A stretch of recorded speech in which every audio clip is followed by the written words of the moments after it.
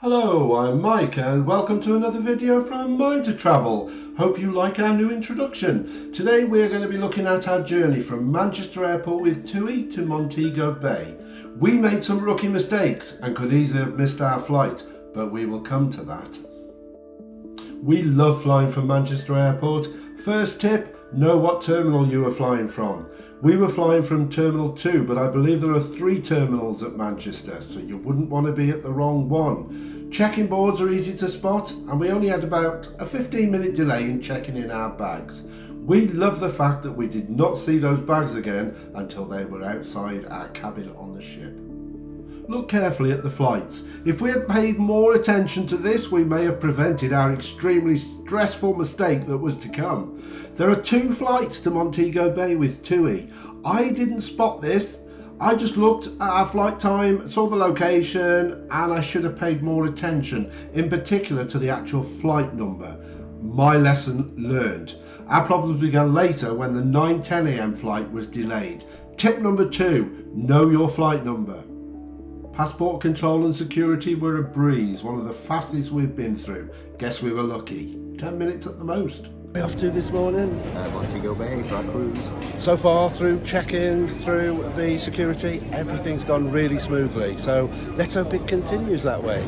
Well, as we know, unfortunately it didn't. As I previously said, we love this airport. So many shops and places to eat. Although it doesn't look it, the airport was extremely busy and almost impossible to get a seat in the restaurant and waiting areas.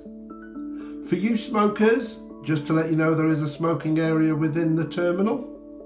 Now this is where our problems really began. The first Montego flight was delayed, so when it actually appeared on the flight info, the call to the gates was at about the same time that ours would have been. So yes, you guessed it, we went to the wrong flight and sat happily waiting for that flight, totally oblivious to the fact that we hadn't checked the flight number.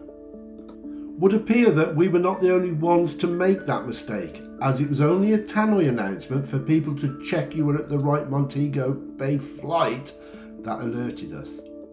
Our Montego Bay flight was unfortunately at the other end of Terminal 2, which is quite a distance. Our gate was due to close in 20 minutes. I have health issues, and the dash across the entire length of Terminal 2 up and down stairs was a nightmare, all the time thinking we were going to miss our flight. Fortunately, our flight was also delayed, so once I got my breath back, the relief was immense. We did see that people at our gate who had to make the dash in the opposite direction. Very confusing. Our flight was in fact eventually delayed for 3.5 hours.